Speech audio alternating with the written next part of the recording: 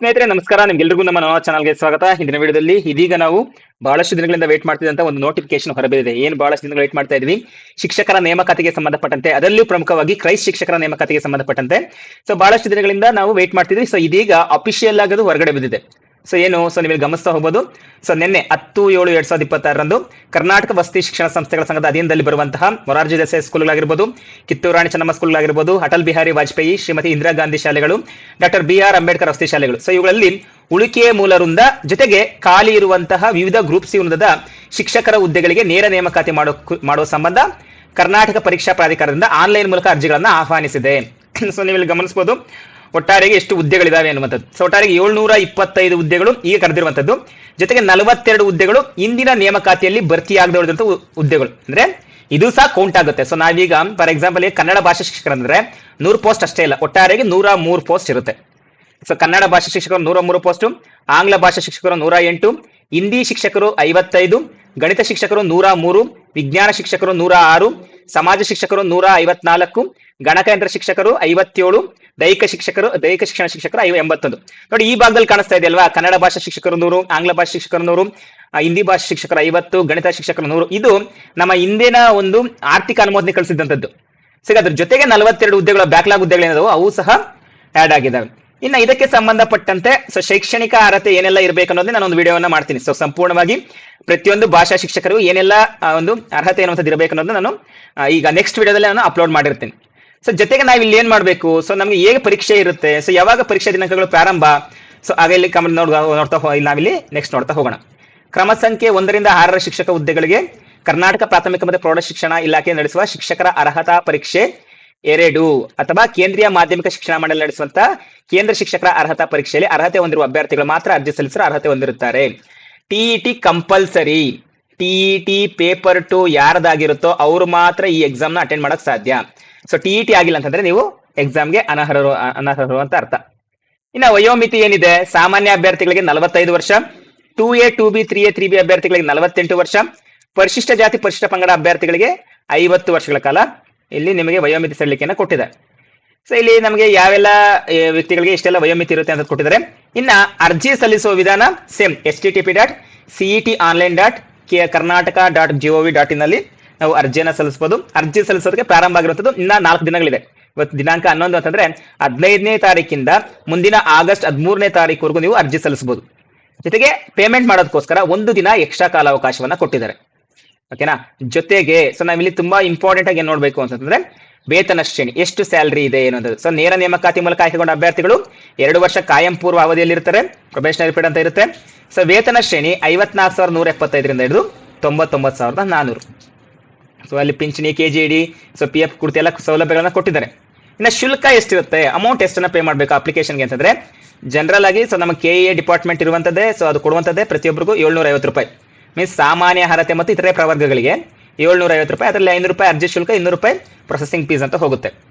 ಇನ್ನ ಪರಿಶಿಷ್ಟ ಜಾತಿ ಪರಿಶಿಷ್ಟ ಪಂಗಡ ಪ್ರವರ್ಗ 1 ಮತ್ತೆ ಮಾಜಿ ಸೈನಿಕ ತೃತೀಯಲಿಂಗ ಅಭ್ಯರ್ಥಿಗಳಿಗೆ 500 ರೂಪಾಯಿ, ಅದರಲ್ಲಿ 250 ರೂಪಾಯಿ ಪ್ರೊಸೆಸಿಂಗ್ ಫೀಸ್ ಇದ್ದೇ ಇರುತ್ತೆ, ಇನ್ನು 250 ರೂಪಾಯಿ ಅರ್ಜಿ ಶುಲ್ಕ. ಇನ್ನ ವಿಶೇಷ ಚೇತನ ಅಭ್ಯರ್ಥಿಗಳಿಗೆ ಈ ಅರ್ಜಿ ಶುಲ್ಕ ಇರೋದಿಲ್ಲ, ಆದ್ರೆ ಪ್ರೊಸೆಸಿಂಗ್ ಫೀಸ್ ಇದ್ದೇ ಇರುತ್ತೆ. ಓಕೆನಾ. ಇನ್ನ ಮೇಲ್ಕಂಡ ಹುದ್ದೆಗಳಿಗೆ ಆನ್ಲೈನ್ ಮುಖಾಂತರ ಒಂದೇ ಅರ್ಜಿಯನ್ನು ಸಲ್ಲಿಸಲು ಅವಕಾಶ ಕಲ್ಪಿಸಲಾಗಿದ್ದು, ಮೊದಲ ಒಂದು ಹುದ್ದೆಯ ಅರ್ಜಿಗೆ ಮೇಲ್ಕಂಡ ಶುಲ್ಕವನ್ನು ಪಾವತಿಸತಕ್ಕದ್ದು ಹಾಗೂ ಹೆಚ್ಚುವರಿ ಹುದ್ದೆಗೆ ಅರ್ಜಿ ಸಲ್ಲಿಸಿದಲ್ಲಿ ಆಯ್ಕೆ ಮಾಡಲ ಪ್ರತಿ ಹೆಚ್ಚುವರಿ ಹುದ್ದೆಗೆ 100 ರೂಗಳನ್ನ ಅರ್ಜಿ ಶುಲ್ಕವಾಗಿ ಪಾವತಿಸತಕ್ಕದ್ದು. ಫಾರ್ ಎಕ್ಸಾಂಪಲ್, ಈಗ ನೀವು ಕನ್ನಡ ಟೀಚರ್ ಅನ್ನ ಆಯ್ಕೆ ಆಗ್ಬೇಕಂತ ಕನ್ನಡ ಟೀಚರ್ ಪೋಸ್ಟ್ ಅಪ್ಲೈ ಮಾಡ್ತೀರಾ. ಫಾರ್ ಎಕ್ಸಾಂಪಲ್, ನೀವೀಗ ಒಂದು 2A 2B ಕ್ಯಾಂಡಿಡೇಟ್ ಅನ್ಕೊಳ್ಳಿ. ಸೊ ನೀವು ಎಷ್ಟು ಪೇ ಮಾಡಬೇಕು, 750 ರೂಪಾಯಿ ಪೇ ಮಾಡಬೇಕು. ಫಾರ್ ಎಕ್ಸಾಂಪಲ್, ಇಲ್ಲ ಸರ್ ನಾನು ಕನ್ನಡ ಜೊತೆಗೆ ನಾನು ಹಾಸ್ಟೆಲ್ ವಾರ್ಡನ್ ಸಹ ಆಗ್ಬೇಕು, ಸೊ ವಾರ್ಡನ್ ನೀವು ಸೆಲೆಕ್ಟ್ ಮಾಡ್ತೀರಾ ಅಂತಂದ್ರೆ ಸೊ ಅವಾಗ ನೀವು ಪ್ಲಸ್ 100 ರೂಪಾಯಿನ ಮಾಡ್ಬೇಕಾಗುತ್ತೆ. ಸೊ ಒಟ್ಟಾರೆಯಾಗಿ 850 ರೂಪಾಯಿಗಳು ನೀವು ಅಲ್ಲಿ ಪೇ ಮಾಡ್ಬೇಕು. ನೋಡಿ, ಒಟ್ಟಿಗೆ ಪೇ ಮಾಡಿ. ಇಲ್ಲ ನಾನು ಕನ್ನಡಕ್ಕೆ ಬೇರೆ ಸ್ಥಳ ಹಾಕ್ತೀನಿ, ವಾರ್ಡನ್ಗೆ ಮತ್ತೆ ಬೇರೆ ಹಾಕ್ತಿದ್ರೆ ಮತ್ತೆ ಅಲ್ಲಿ ಶುಲ್ಕ ಹೆಚ್ಚಾಗುವಂತ ಸಾಧ್ಯತೆಗಳು ಜಾಸ್ತಿ ಇರ್ತವೆ. ತದನಂತರ ಸ್ಪರ್ಧಾತ್ಮಕ ಪರೀಕ್ಷಾ ವಿಧಾನ ಸೊ ಹೇಗಿರುತ್ತೆ, ಸೊ ನಮಗೆ ಆಫ್ಲೈನ್ OMR ಮಾದರಿಯಲ್ಲೇ ಇರುತ್ತೆ. ಓಕೆನಾ. ಜೊತೆಗೆ ಲಿಖಿತ ಪರೀಕ್ಷೆನ ರಾಜ್ಯದ ಆಯ್ದ ಜಿಲ್ಲಾ ಕೇಂದ್ರಗಳಲ್ಲಿ ನಡೆಸಲಾಗುವುದು ಹಾಗೂ ಸ್ಪರ್ಧಾತ್ಮಕ ಪರೀಕ್ಷೆಗಳನ್ನು ನಡೆಸಲಾಗುವ ಪರೀಕ್ಷಾ ಕೇಂದ್ರ ವಿವರಗಳನ್ನ ನಂತರದಲ್ಲಿ ತಿಳಿಸಲಾಗುವುದು ಅಂತ ಹೇಳಿದ್ದಾರೆ. ಓಕೆನಾ. ನೆಕ್ಸ್ಟ್ ಕನ್ನಡ ಭಾಷಾ ಪರೀಕ್ಷೆ.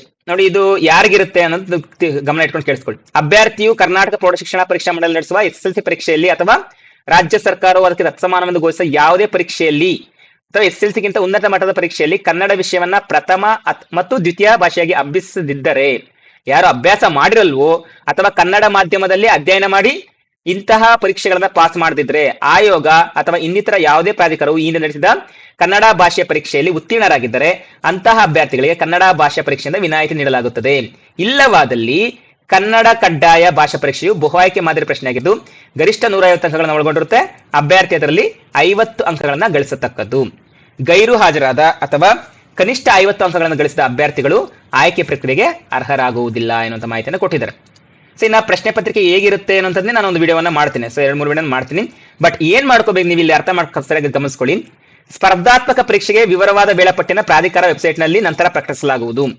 ಸ್ಪರ್ಧಾತ್ಮಕ ಪರೀಕ್ಷೆಯಲ್ಲಿ ಅಭ್ಯರ್ಥಿಯು ಅರ್ಹತೆಗಾಗಿ ಕನಿಷ್ಠ 35% ಅಂಕಗಳನ್ನ ಗಳಿಸುವುದು ಕಡ್ಡಾಯವಾಗಿರುತ್ತದೆ. ಕನಿಷ್ಠ ಅಂಕಗಳನ್ನು ಗಳಿಸಿದ ಅಭ್ಯರ್ಥಿಗಳು ಆಯ್ಕೆ ಪ್ರಕ್ರಿಯೆಗೆ ಅನರ್ಹರಾಗುತ್ತಾರೆ. ಫಾರ್ ಎಕ್ಸಾಂಪಲ್, ಈಗ ಮೊದಲನೇ ಪೇಪರ್ 100 ಮಾರ್ಕ್ಸ್ ಇರುತ್ತೆ ಅಂತಂದ್ರೆ ನೀವು ಅದರಲ್ಲಿ ಕಂಪಲ್ಸರಿ 35 ಅಂಕಗಳು ತಗೊಳ್ಳೇಬೇಕು.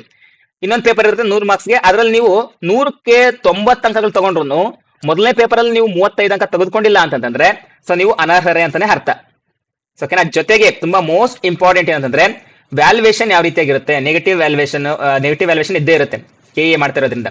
ಸ್ಪರ್ಧಾತ್ಮಕ ಪರೀಕ್ಷೆ ಪ್ರಶ್ನೆ ಪತ್ರಿಕೆಯಲ್ಲಿ ಪ್ರತಿಯೊಂದು ಪ್ರಶ್ನೆಗೂ 4 ಪರ್ಯಾಯ ಉತ್ತರಗಳಿದ್ದು ಅಭ್ಯರ್ಥಿಯು ಯಾವುದಾದ್ರೂ ಒಂದು ಸರಿ ಉತ್ತರವನ್ನು ಆಯ್ಕೆ ಮಾಡತಕ್ಕದ್ದು. ಪ್ರತಿ ತಪ್ಪು ಉತ್ತರಕ್ಕೆ 4ನೇ ಒಂದು ಅಂಶ ಮೀನ್ಸ್ 1/4 ಅಂಕಗಳನ್ನು ಕಳೆದುಕೊಳ್ಳಲಾಗುತ್ತೆ. ಬಟ್ ಹೊಸ ಅಪ್ಡೇಟ್ ಏನಿದೆ, ಇದು ಮೋಸ್ಟ್ ಇಂಪಾರ್ಟೆಂಟ್. OMR ಪತ್ರಿಕೆಯಲ್ಲಿ ಈ ಬಾರಿಯಿಂದ 5ನೇ ಆಯ್ಕೆಯನ್ನು ಕೊಟ್ಟಿರ್ತಾರೆ. 5ನೇ ಆಯ್ಕೆ ನೀಡಿದ್ದು ಉಚ್ಚರಿಸದೇ ಇರುವ ಪ್ರಶ್ನೆಗಳಿಗೆ 5ನೇ ಆಯ್ಕೆಯ ವೃತ್ತವನ್ನ ಶೇಡ್ ಮಾಡಲು ಕೊನೆಯ ಬೆಲ್ ಆದ ನಂತರ 5 ನಿಮಿಷ ಹೆಚ್ಚಾಗಿ ಕೊಡ್ತಾರೆ. ಮೀನ್ಸ್ ಫಾರ್ ಎಕ್ಸಾಂಪಲ್, ಈಗ 2 ಗಂಟೆಗಳ ಕಾಲ ಕೊಟ್ಟಿದ್ರೆ ಮತ್ತೆ ಬೆಲ್ ಆದ್ಮೇಲೆ ಮತ್ತೆ 5 ನಿಮಿಷ ಕೊಡ್ತಾರೆ. ಆ 5 ನಿಮಿಷದಲ್ಲಿ ನೀವೇನ್ ಮಾಡ್ಬೇಕು, ಉಳಿಕಿರುವಂತ ನೀವು ಯಾವ್ದು ಆನ್ಸರ್ ಮಾಡಿರಲ್ವೋ ಅದರಲ್ಲಿ 5ನೇ ಆಪ್ಷನ್ ಹೊಂದಿರುತ್ತೆ, ಅದನ್ನ ಫಿಲ್ ಮಾಡಬೇಕು. ಯಾವುದೇ ಆಯ್ಕೆಯನ್ನ ವೃತ್ತವನ್ನ ಶೇಡ್ ಮಾಡದಿದ್ದರೆ ಪ್ರತಿ ಪ್ರಶ್ನೆಗೆ 0.25 ಅಂಕಗಳನ್ನ ಕಡಿತಗೊಳಿಸಲಾಗುತ್ತೆ. ನಿಮ್ಗೆ ಲಾಸ್ಟ್ ಬೆಲ್ ಆದ್ಮೇಲೆ ಟೈಮ್ ಕೊಡ್ತಾ ಇದೆ ಅಂದ್ರೆ ಕಾರಣ ಏನು, ಮತ್ತೆ ನೀವು ಫಿಲ್ ಮಾಡಬೇಕು ಅಂತಲ್ಲ. ಸೊ ಏನ್ ಮಾಡ್ಬೇಕು, ಆ ಒಂದು ಏನ್ ನೀವು ಖಾಲಿ ಬಿಟ್ಟಿರ್ತೀರಲ್ವಾ ಅದನ್ನೆಲ್ಲ ನೀವು ಫಿಲ್ ಮಾಡ್ಕೊಡ್ಬೇಕು. ಇಲ್ಲ ಅಂತಂದ್ರೆ ನಿಮ್ಗೆ 0.25 ಅಂಕಗಳು ಕಡಿತ ಆಗ್ತಾ ಹೋಗ್ತದೆ. ಇದಿಷ್ಟು ಸಂಪೂರ್ಣವಾಗಿ ಸೊ ನಮಗೆ ಈ ಒಂದು ಕ್ರೈಸ್ ನೇಮಕಾತಿಗೆ ಸಂಬಂಧಪಟ್ಟಂತೆ ಇರುವಂತದ್ದು. ಇನ್ನ ಯಾವೆಲ್ಲ ದಾಖಲೆಗಳು ಬೇಕು ಎನ್ನುವಂಥದ್ದು, ಜೊತೆಗೆ ಏನೆಲ್ಲ ಪರೀಕ್ಷೆ ಹೇಗಿರುತ್ತೆ, ಪರೀಕ್ಷೆಗೆ ಸಂಬಂಧಪಟ್ಟಂತೆ ದಾಖಲೆಗಳು ಏನೆಲ್ಲ ಕರ್ಸ್ಕೋಬೇಕು, ಇವುಗಳೆಲ್ಲದರ ಬಗ್ಗೆ ನಾನು ಒಂದು ವಿಶೇಷವಾದ ಒಂದು ವಿಡಿಯೋನ ಮಾಡ್ತೇನೆ. ಸೊ ಜಸ್ಟ್ ನಿಮಗೆ ಈಗ ಏನು ಗೊತ್ತಾಗಬೇಕು, ಸೊ ನಮಗೀಗ ನೋಟಿಫಿಕೇಶನ್ ಅಂತದ್ದು ಬಿಡುಗಡೆ ಆಗಿದೆ. ಸೊ ನೀವಿನ್ನೇನು ಮಾಡಬೇಕು, ಸೊ ತಯಾರಿಯನ್ನ ಪ್ರಾರಂಭಿಸ್ಕೊಂಡು ಹೋಗ್ಬೇಕು. ಸೊ ಓಕೆನಾ. ಸೊ ನಾನು ಆಕ್ಚುಲಿ ಇವಾಗಿನ್ನ ಲಿಂಕ್ ಓಪನ್ ಆಗಿಲ್ಲ, ಯಾಕಂದ್ರೆ ಅವಾಗಲೇ ನೀವು ಗಮನಿಸ್ತಾ ಇದ್ರಿ 15ನೇ ತಾರೀಕಿಂದ ಪ್ರಾರಂಭ ಆಗುತ್ತೆ. ಓಕೆನಾ. ಸೊ ನಮಗೆ ಬಹಳಷ್ಟು ಜನಕ್ಕೆ ಏನಾಗುತ್ತೆ ಅಂತಂದ್ರೆ ತುಂಬಾ ತೊಂದರೆಗಳಾಗುತ್ತೆ ಅಪ್ಲಿಕೇಶನ್ ಸಲ್ಲಿಕೆ ಮಾಡಬೇಕಾದ್ರೆ. ಇಲ್ಲಿ ಸಹಾಯವಾಣಿ ಕೇಂದ್ರನ ಕೊಟ್ಟಿದ್ದಾರೆ. ಓಕೆನಾ. 080 234 60 ಅಂತ. ಸೊ ಇದಕ್ಕೆ ನೀವು ಕಾಲ್ ಮಾಡಿದ್ರೆ ಸೊ ನಿಮ್ಗೆ ಏನಾದ್ರು ತೊಂದರೆಗಳಿದ್ರು ಅವರು ಕ್ಲಿಯರ್ ಮಾಡ್ಕೊಡ್ತಾರೆ. ಇನ್ನು ಮುಂದಿನ ವಿಡಿಯೋದಲ್ಲಿ ಎಷ್ಟು ಹುದ್ದೆಗಳಿದಾವೆ, ಸೊ ಎಷ್ಟು ಹುದ್ದೆಗಳಿಗೆ ಮತ್ತೆ ಏನೆಲ್ಲ ಶೈಕ್ಷಣಿಕ ಅರ್ಹತೆ ಇರುತ್ತೆ, ಮತ್ತೆ ಪತ್ರಿಕೆ 1 ಹೇಗಿರುತ್ತೆ, ಪತ್ರಿಕೆ 2 ಹೇಗಿರುತ್ತೆ ಅನ್ನೋದ್ರ ಬಗ್ಗೆ ಎಲ್ಲದರ ಬಗ್ಗೆ ನಾನು ಮುಂದಿನ ವಿಡಿಯೋದಲ್ಲಿ ತಿಳಿಸ್ತೇನೆ ಸ್ನೇಹಿತರೆ. ಇದಾಗಿತ್ತು ಇವತ್ತಿನ ವಿಡಿಯೋ. ಇದೇ ರೀತಿಯ ಮತ್ತಷ್ಟು ವಿಡಿಯೋಗಳಿಗೆ ನಮ್ಮ ಚಾನಲ್ನ ಸಬ್ಸ್ಕ್ರೈಬ್ ಮಾಡ್ಕೊಳ್ಳಿ, ಹಾಗೆ ಪಕ್ಕದಲ್ಲಿರುವಂಥ ಬೆಲ್ ಐಕಾನ್ ಕ್ಲಿಕ್ ಮಾಡ್ಕೊಳ್ಳಿ. ನಾವು ಮಾಡುವಂಥ ಎಲ್ಲಾ ತರಗತಿಗಳ ನೋಟಿಫಿಕೇಶನ್ ನಿಮಗೆ ಮೊದಲೇ ಸಿಗುತ್ತೆ ಅಂತ ಹೇಳ್ತಾ ಮುಂದಿನ ವಿಡಿಯೋದಲ್ಲಿ ಭೇಟಿ ಆಗೋಣ ಸ್ನೇಹಿತರೆ. ನಿಮ್ಗೆಲ್ಲರಿಗೂ ಧನ್ಯವಾದಗಳು.